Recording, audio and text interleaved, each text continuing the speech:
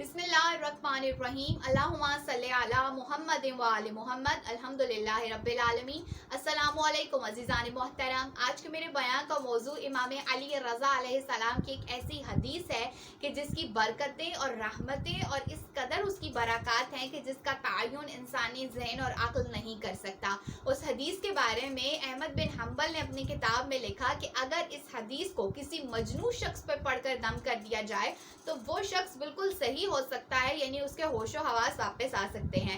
इस हदीस की और भी बहुत सारी बरक़ात हैं, यानी अगर आप इसको अपने पास लिख कर रखें तो आपके रिज़्क़ में बरकत होगी, आपके घर में बरकत होगी और दीगर भी बहुत सारे इसके फ़ज़ाइल हमें मिलते हैं। ये हदीस कौन सी है? ये वो हदीस है कि जब इमाम अली रज़ा अलैहिस्सलाम मदीना से तूस जाते हुए मकाम नीशापुर पर पहुँचे तो रवायात ये बताती हैं कि उस वक्त उलमाए हदीस और रजाल के सैकड़ों उलमा ने आपकी सवारी को घेर लिया। वो कागज़ और कलम लिए हुए वहाँ पे मौजूद थे और इमाम अली रज़ा अलैहिस्सलाम से दरख्वास्त कर रहे थे कि आप अपने नाना हज़रत मोहम्मद मुस्तफ़ा सल्लल्लाहु अलैहि वसल्लम की कोई हदीस हमें तालीम दें कि जिसको हम अपने पास लिख लें, याद कर लें और वो हमारे लिए बाइस से बरकत हो।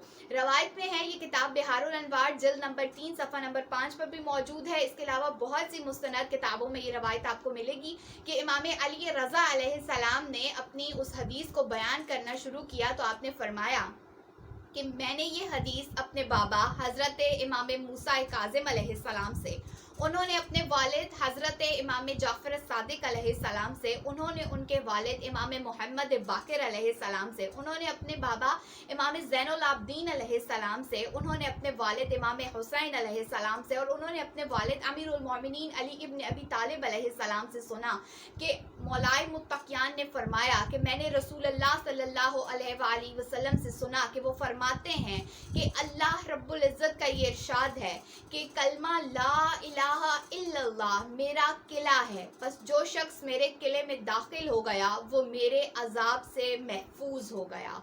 अज़ीज़ान मान, ये हदीस है जो कि इमाम अली रज़ा अलैहिस्सलाम ने मकाम नीशापुर पे उस वक्त के जो उलमा थे उनके लिए तालीम फरमाई थी। लेकिन इसके अंदर एक बहुत अहम मैसेज है। वो क्या मैसेज है कि देखिए, जितने भी अम्बिया या रसूल इस दुनिया में आए हैं तो उनका एक ही काम की तर्जुमानी उनके ज़िम्मे थी। वो क्या थी कि उन्होंने अक़ीदा तौहीद को लोगों के सामने बयां करना था। और एक ऐसा मकाम, एक ऐसा लम्हा कि जब इमाम अली रज़ा अलैहिस्सलाम से लोग ये दरख्वास्त कर रहे थे, गिरिया कर रहे थे कि आप कुछ हमें इरशाद फरमा दें कि जिसको हम अपने लिए हमेशा के लिए महफूज कर सकें, जो हमारे लिए बाइस से बरकत हो, बाइस से रहमत हो। तो इमाम अली रज़ा अलैहिस्सलाम ने उस मौके पे भी किस चीज़ की तालीम दी? अक़ीदा तौहीद की, खुदावंद आलम के वहदहु ला शरीक होने की। और लोगों को किस चीज़ की तरफ रुख करने का कहा? खुदावंद आलम की जानिब। कि अल्लाह रब्बुल इज़्ज़त क्या फरमाता है कि कलमा ला इलाहा इल्लल्लाह मेरा किला है। अगर खुदावंद आलम के किले में कोई शख्स दाखिल हो जाए तो फिर उसको ना दुनिया की कोई चीज़ नुकसान पहुंचा सकती है, अजियत दे सकती है और ना आखिरत में उसको किसी किस्म का कोई खौफ होगा। तो अगर हम इमाम अली रज़ा अलैहिस्सलाम के हकीकी मायनों में चाहने वाले हैं तो फिर हमें भी चाहिए कि मौला रज़ा अलैहिस्सलाम के इस फरमान के मुताबिक अपने आप को खुदावंद आलम की पनाह में दे दें। वो काम करें कि जिससे खुदावंद आलम की रज़ा और खुशनुदी हासिल हो सकती है। उन कामों से, उन चीज़ों से ख़ुद को दूर रखें कि जिससे खुदावंद आलम नाराज़ होते हैं। अल्लाह रब्बुल इज़्ज़त से दुआ दरख्वास्त है कि वो हमें ये तौफीक दे कि हम आइमा ताहिरीन अलैहिमुस्सलाम के नक्शे कदम पर चलते हुए खुदावंद आलम की रज़ा और खुशनुदी को हासिल कर सकें। आमीन या रब्बिल आलमीन। अल्लाहुम्मा सल्ली अला मुहम्मद व आले मुहम्मद।